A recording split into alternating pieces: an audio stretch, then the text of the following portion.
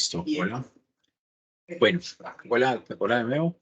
Esta es la segunda reunión, bueno, nuestra segunda clase, en la cual voy a hablar de un caso, ya digamos específico, en el cual se aplicaron muchos de esos fundamentos que vimos en la primera reunión para el desarrollo de un dispositivo o para más bien el diseño de un prototipo de dispositivo que se hizo mediante un trabajo de investigación aquí en la universidad, en el grupo de ingeniería biomédica.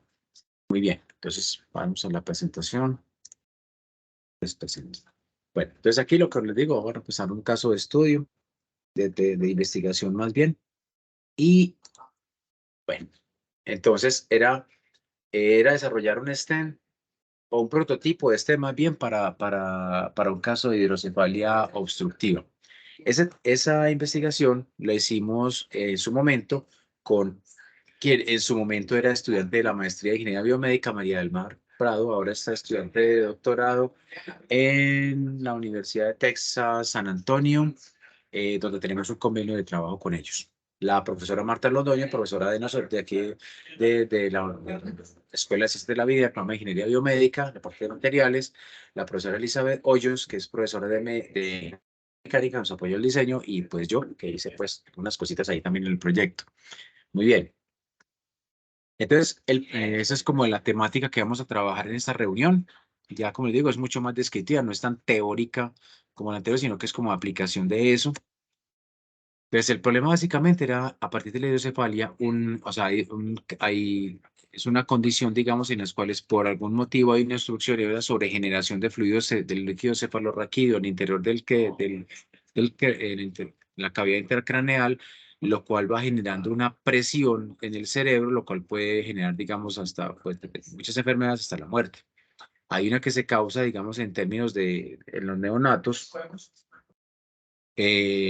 con niños que nacen con algún problemita de alguna manera, entonces le genera eso y genera pues se ve una dilatación, digamos, de su craneecito. Esta es la incidencia que teníamos pues hasta 2000, esto era como 2016 más o menos, cuando hicimos este trabajo aproximadamente, esta investigación. Digamos, la incidencia que se tenía pues a nivel global, 1 o 2 niños de cada 1000 podía ocurrir, aunque el contexto, digamos, que trabajamos nosotros era específicamente en el Hospital General, en su momento, por medio de un médico neurocirujano pediátrico, no sé si es correcto, o sea, trabaja solamente con niños y neonatos y trabaja específicamente la parte de hidrocefalia, especializado pues en eso, y fue nuestro proveedor del problema. Entonces, como se dijo ahora, pues básicamente es una obstrucción, listo, que genera una presión en el cerebro y eso puede generar, digamos, alguna enfermedad o hasta la muerte, algunas enfermedades como pérdida de la visión, por problemas cognitivos o hasta la muerte inclusive. Listo. La presión, digamos, dentro de lo normal se maneja a nivel intracráneo una presión más o menos entre 170 y 180 centímetros de agua, recordando las unidades que trabajamos, pero menos que eso es relativamente poquito. Si lo vemos en milímetros de mercurio, son de apenas 5 a 15 milímetros de mercurio. Es una presión, digamos, muy pequeña la que se maneja a nivel del cráneo, por el mero hecho de que ese fluido esté rodeando toda la masa, digamos, encefálica, aquí en el cerebro, digamos, en condiciones normales.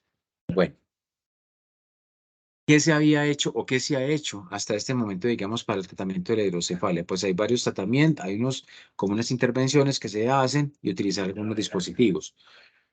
Uno es utilizar, digamos, un shunt o una derivación, que básicamente consiste en hacer como una especie de puenteo de un lugar a otro para hacer que corra fácilmente, pues, digamos, el líquido cefalorraquídeo, pasando por esa obstrucción. Se utilizan básicamente unos catetercitos para que capten el fluido y lo conduzcan, digamos, en una región de menor presión y ahí el fluido, digamos, que corra, se elimine libremente hacia abajo y se libere la presión.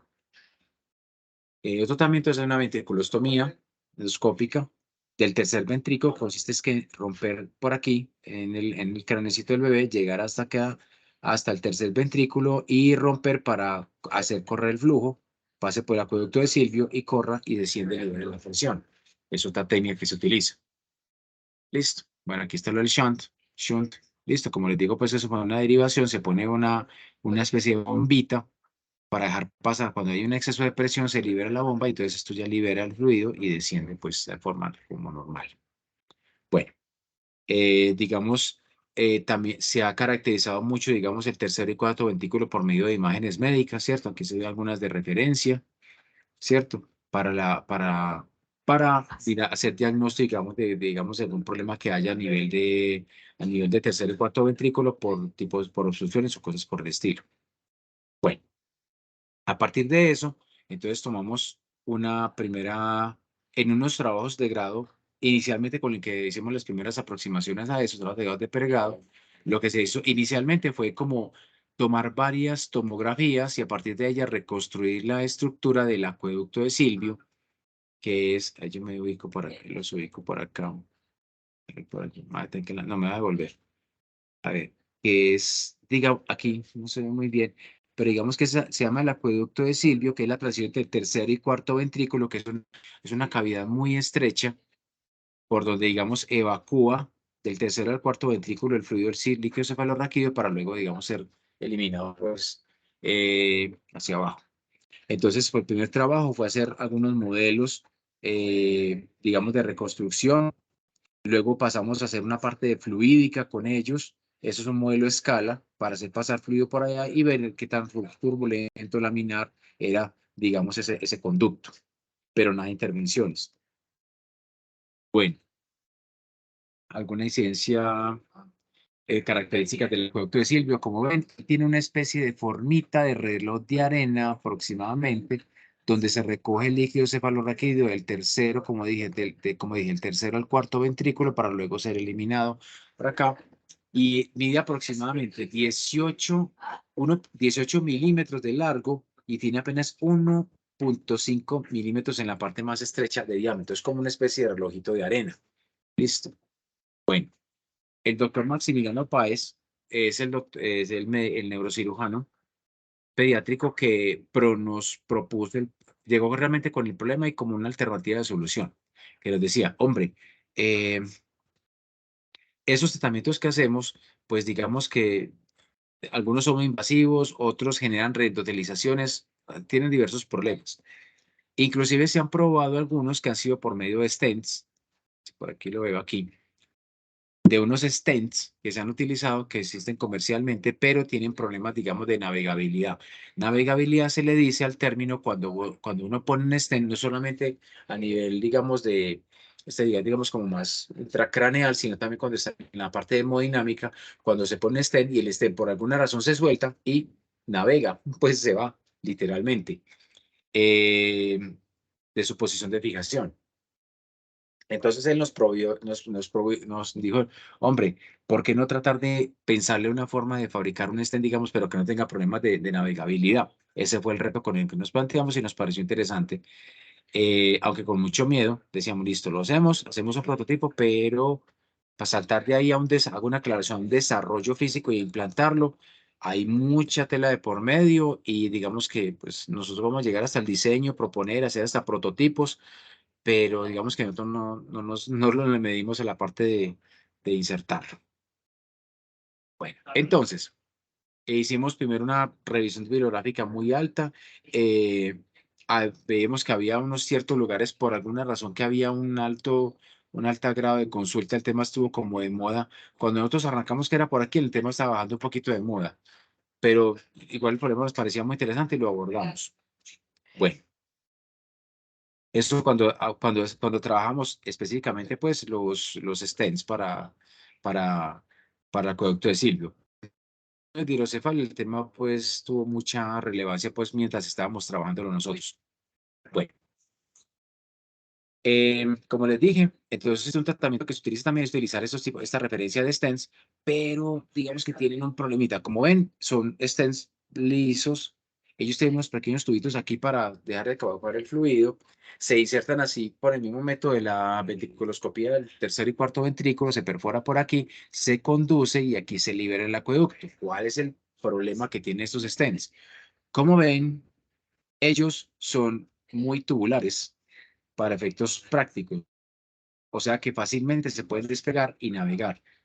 Y no es una alternativa ponerle ganchos, porque recuerden que aquí tenemos básicamente, es el cerebro que tenemos acá y es una región bastante sensible.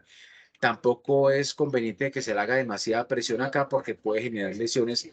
Por aquí creo que hay un nervio óptico, pues digamos una parte del cerebro que tiene que ver con el nervio óptico, entonces sería fatal hacer sobrepresión acá. Entonces es como complejo. Muy bien. ¿Por qué vale la pena? Pues básicamente tenemos de la justificación que di ahorita, los datos que se dan. Esa técnica todavía no está totalmente desarrollada, de acuerdo a este experto con el que hablamos. Entonces decíamos, bueno, vale la pena pues probar este tipo de elementos. Aquí está la técnica, digamos, del shunt que les decía, ¿cierto? Que se introduce en catéter para captar el fluido y una bombita lo recoge y lo lleva hasta allá. ¿Cuál es el problema con esto? Es que a veces esas bombas, pues primero hay un problema estético como fuerte, ¿cierto? Porque pues eso se va a notar en la persona que tiene ese dispositivo. Lo segundo es que a veces se puede soltar la bomba y empezar a moverse por diferentes lugares entre, digamos, la cavidad entre el cráneo y la piel. Entonces se va a ver también pues es complicado eso pues de manejar. Bueno, entonces el objetivo para nosotros era proponer un modelo de stent pues como un prototipo, generar tenemos que hacer entonces un modelo de acueducto de Silvio para simular las condiciones, digamos, en las que está antes y después de. Habría que hacer un diseño de un stent como tal y implementar las características de este elemento. Pero nunca nos comprometimos, eso sí, con la parte, digamos, de implantarlo en un ser vivo, porque, varias razones. Primero, porque nosotros en este momento no teníamos escuela de medicina con nosotros, entonces no, digamos que aunque teníamos a un solo experto, no contábamos, digamos, con otro respaldo propiamente desde aquí de la universidad para abordar una cosa como ese tamaño. Segundo, porque en ese momento, por las mismas razones, digamos que no contábamos con un comité de ética que nos dijera, digamos, qué se puede y qué no se puede hacer para un desarrollo como estos llevado, digamos, directamente a pacientes. O sea, es una cosa complicada y digamos que legalmente no es fácil hacerlo. Además que ya teníamos cierta experiencia que, por ejemplo, con el INVIMA, digamos que uno llevar y desarrollar un dispositivo, pero para implantarlo en un ser vivo o más bien en una persona, digamos que es muy complejo, se pide mucho papeleo y decíamos, bueno, pero si tenemos un proyecto apenas que lo estamos desarrollando como prototipo, ¿para qué nos vamos a meter todavía en eso? No, es complicado. Bueno, entonces la metodología fue, digamos, primero adquirir una serie de imágenes eh, reales de pacientes con y sin hidrocefalia, los fáciles de conseguir a los que no tenían hidrocefalia, los niños sanos, era lo complicado. Luego procesar esas imágenes para tener un modelo, tener un modelo sobre el cual trabajar. Y luego otra parte era hacer una consulta o averiguar cuáles son las condiciones en las cuales de presión, de flujo, de los mismos tejidos que conforman el acueducto de Silvio, que nos dijeran, bueno, estas son las condiciones que hay que respetar en ese stent. Esa fue, digamos, una parte también un poco complicada porque hay literatura mucha en hidrocefalia, eso es cierto. En términos de presiones, algo se reporta. El de flujo, algo se reporta. Pero las propiedades mecánicas del cerebro a nivel del acueducto de Silvio es muy, pero muy, muy escasa esa información. Bueno, y luego hacer las simulaciones, ya pues con toda esa información para poder empezar a ajustar los diseños. Bueno, ya cuando vamos en la parte del objetivo 2, que era realizar el diseño, entonces si ya logramos hacer eso, entonces era, mediante las mismas metodologías de diseño que tenemos que usar en ingeniería, proponer un modelo, hacer más simulaciones de ese elemento para ver qué había que ajustar en su geometría, diferentes cosas, diferentes geometrías, diámetros, espesores, etcétera, la misma forma del stent y hacer unos modelitos a escala para mirar la viabilidad técnica de este elemento. Y finalmente, pues hacer los planos especificaciones como para decir, digamos, las condiciones en las cuales se puede realizar este dispositivo. a escala lo hicimos nosotros, por lo que ya antes mencioné, pues no es tan fácil llevarlo directamente pues a un paciente, por lo menos para nosotros en ingeniería. Gráficamente, pues era esto. Entonces, partíamos de las imágenes. Con esas imágenes obteníamos el acueducto. Esto fue relativamente fácil de obtener y hacer consultas en la literatura de las propiedades mecánicas. Aquí nos ocurrió algo. Como les dije, información de flujo e información de presiones se puede conseguir fácil, relativamente fácil al nivel del acueducto de Silvio, pero las propiedades mecánicas de este tejido que envuelve al flujo que corre por acá fue bastante difícil. Entonces, por eso nos tuvimos que emprender en otra tarea, hacer un trabajo de grado que nos pudiéramos tomar porciones de tejido cerebral de cerdo y hacerle pruebas mecánicas para saber cuáles son las propiedades, qué tanto es resistente es, qué tan elástico, qué tan maleable es, etcétera, etcétera, mediante pruebas en condiciones de laboratorio. O sea, hubo que hacer un trabajo de grado para solamente resolver este pedacito de este, de este objetivo. Bueno, ya con eso listo, entonces ya nos pusimos, ya nos dedicamos al desarrollo del stent. Enseguida hablo un poquito de por qué tiene esta forma. Y finalmente ya hacer los planos y las especificaciones de diseño. Ah, y otra cosa que había que hacer aquí, que una cosa es que uno desarrolla un dispositivo, otra cosa es el instrumental para poder hacer que ese dispositivo funcione. Hago un ejemplo. En ortopedia, por ejemplo, cuando se adquiere un kit de tornillos y clavos para fijación de una fractura, no solamente se debe diseñar el tornillo, la placa, lo que sea del dispositivo, sino también el instrumental con el cual se va a poner. O sea, a veces algunos necesitan unas sierras, unos tornillos, unos destornilladores como especiales para poder implantar esos elementos. Entonces también había que hacer el sistema de liberación del stent, porque nosotros decíamos, bueno, por aquí con una veticuloscopía, pues digamos que se puede llevar hasta acá, listo. Pero el stent que nos va a salir es como medio especial, de una forma medio rarita. ¿Cómo vamos a liberar ese stent allá? Entonces hay que también diseñar el sistema de liberación, que en eso fue otro trabajo de grado que se hizo, pero ya con estudiantes de ingeniería mecánica. Para eso, muy bien, listo. Vamos acá, aquí primero. Entonces, procesamiento de las imágenes, como les dije anteriormente, se utilizó un software open source que se llama SDASER 3D y hicimos el modelo como el acueducto de Silvio promedio y un modelo suavizado, digamos, ya con las dimensiones aproximadamente que nos daba las tomografías y que coincidían con lo que la literatura reportaba. Luego, pensar en prototipos de stents. Uno de los requerimientos del stent es que él pudiese ser liberado fácilmente allá. Entonces, por eso apostamos a un modelo como este, como un coil. Un coil, o sea, que tuviera la forma como de reloj de arena, así, por dos razones. La primera, porque es que un coil, un resorte, es de los elementos más, recuerden que esto mide 1.5 milímetros de diámetro, aquí, en la parte más estrecha. O sea que tiene que, aquí por aquí básicamente pases un alambrito muy delgado. Entonces tiene que llevarse con un sistema de liberación que lo permita liberar fácilmente. Entonces vimos como el resorte es muy fácil de liberar y lo podemos fabricar nosotros. Entonces digamos que es una ventaja. La segunda era que, como dije anteriormente, este tejido, digamos, tiene unas condiciones especiales. Me parece que por aquí queda como algo que afecta al nervio óptico, me parece, en la parte como anterior del acueducto, entonces, y otras zonas que son vitales, pues, digamos, para el paciente. Entonces, digamos que hay que tocar el tejido, pero hacerle el mínimo efecto posible. Entonces decíamos, bueno, ¿cómo lo vamos a agarrar? Recuerden que había los prototipos estándar de stents, era como totalmente lisos para esto. Y de ahí, pues, decíamos, ahí vamos a tener un problema de navegabilidad, como nos dijo el doctor Maximiliano Páez. Entonces se nos ocurrió, en esos momentos como de, no sé, como de genialidad del grupo de trabajo, decíamos, bueno, ¿y por qué no aprovechamos que la forma del acueducto de Silvio por defecto tiene como forma de reloj de arena y hacemos que al tener reloj de arena se pueda anclar tanto en una como en otra dirección? Y dicho y hecho. Entonces todos empezamos a apostarle a ese tipo de formas.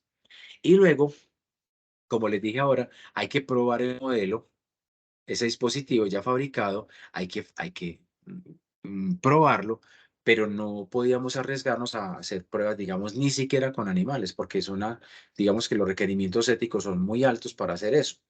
Entonces, digamos, para nosotros en ese momento, pues que no contábamos, digamos, con lo de la parte del comité de ética y todo esto, que nos apoyara. Entonces, lo que decidimos fue hacer modelos físicos a escala, utilizando materiales siliconados y todo eso que se parezcan más o menos a esto, pero que no haya nada vivo, con un flujo pulsátil generado por bomba, por una bombita pulsátil, y que se insertara directamente precisamente por esta manguerita para verificar que el dispositivo como que sí funciona.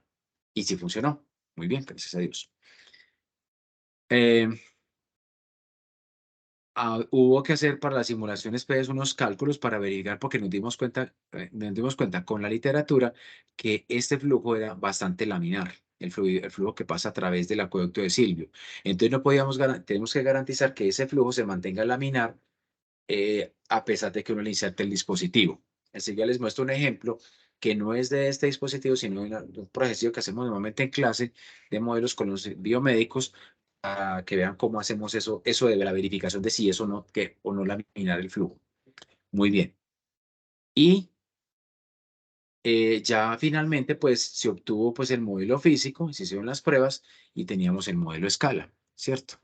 Aquí pues como diferentes visualizaciones del dispositivo y ya. Lo que quería mostrarles entonces, digamos, es un ejemplo, vamos a mostrarles ahora para terminar, un ejemplo de cómo se hace, grosso modo, el diseño de un stent para una aplicación específica. Entonces, aquí, este es un software que utilizamos para la parte de simulación. Entonces, previamente, uno tiene las dimensiones del sector del vaso que tiene una obstrucción o algo por el estilo, y entonces uno acá, yo quito aquí, este es el recubrimiento, yo lo escondo. Aquí se ve, hay un stent que está, pues, fabricamos pues en clase, decimos así rápidamente pues en clase en otro software de modelamiento CAD, y esto que se ve acá rojo es la sangre, este es un volumen que representa la sangre que está atravesando el conducto del vaso y está por entre el stent. Si yo apago aquí, por ejemplo, esta sangre, aquí, aquí se ve el stent que hicimos, es uno relativamente estándar, porque esto lo hice fue para un ejercicio de clase de modelos pues, de los estudiantes de pregrado, ¿cierto? Para que ellos aprendan a hacer esto, que es lo que normalmente, digamos, los ponemos a hacer en el curso, a que desarrollen dispositivos como estos. Y aquí voy a poner otra vez el, el vasito para que se entienda cómo va. ¿Sí ven? Ahí va. Iría de esta manera. Ok. Entonces uno lo pone a correr, el modelo, y aquí pues ya están los resultados para que los podamos como visualizar acá, en un corte transversal. Entonces esto es lo que uno verifica. Primero que al introducir este dispositivo, no sé, ahí se alcanza a ver, si ahí se alcanza a ver la mallita del stent, que no haya obstrucciones, que no haya perturbaciones. Aquí uno ve obviamente cómo cambia un poquito el flujo. Entonces me interesa ver que las magnitudes no se suban demasiado con respecto a los valores de control, ¿cierto? Otra cosa que verificamos es que no haya mucha turbulencia. Entonces vamos a ver aquí cómo hacemos eso. Aquí en modelos, no me acuerdo en qué dirección puse el flujo, pero bueno, vamos a poner por aquí una mallita. ¿Eh? A ver, ¿por qué no me lo genera? Aquí sí. Listo. Ahí se ven las líneas de corriente, aunque creo que esta no es la más adecuada. Voy a remover ese, a poner una por aquí circular más bien. A ver, un modelo circular aquí. Uy, ojalá no quede muy saturada. Listo, aquí está. Qué pena, voy a borrarlo porque me quedó muy saturado. Dos. Queda demasiado densa esa malla, entonces no deja ver nada tampoco. Así más o menos. Listo. Vamos a cambiar aquí un poquito esto. Cambiémoslo, por ejemplo, para unos cometas. Aquí, más o menos se logra ver. Y cambiemos el colorcito para que se pueda contrastar, pongámoslo negro. Aquí. Si lo corremos, a ver si se deja ver. Ahí se ve cómo corre, ¿cierto? Entonces, obviamente, hay una pequeña turbulencia que se genera alrededor del estén, pero digamos que no es significativamente pequeña, ¿cierto? O sea, cualquier dispositivo que uno introduzca dentro del cuerpo va a generar de alguna manera una perturbación. Aquí la pregunta que uno se hace desde el punto de vista de ingeniería en el diseño es, ¿qué tanta es esa perturbación que vamos a generar? ¿Cierto? Entonces uno trata de minimizarla. Esto, pues, como les dije, era un ejercicio académico que hice con los estudiantes en la clase de la semana pasada, me parece. ¿Cierto? Yo lo visualizo de otra manera mejor con bolitas, con esferas. Así. Y hagamos una cosa, pongámoslas más grandecitas, editar, un poquito más grandes, por ejemplo así. Y cambiémosles el color acá. Show color, show color acá y aumentemos el tamaño un poquito. Esferas, editar. Al 100 no, pongámoslas al, no sé, 200%, sí. Listo. Corre aquí. Ahí va. Poquito más fácil de visualizar.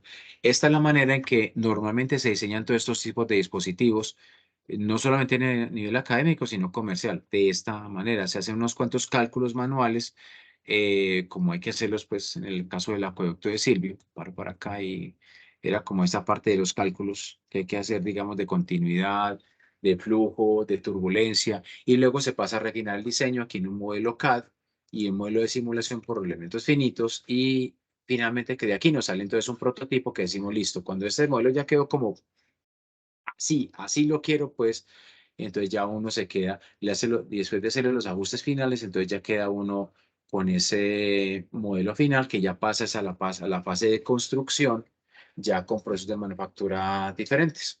Y ese es como el procedimiento que hacemos. Pues como dije, esta reunión era un poquito más cortica porque era solamente con varios resultados y la otra pues era un poco más larga porque hay que mostrar o recordar de alguna manera esa fundamentación para poder tal vez entender, digamos, por qué los procesos lo hacemos de tal o cual manera. Y nada, es lo que tenía para mostrarles el día de hoy. Y ya, muchas gracias. Te puedo cerrar aquí la grabación.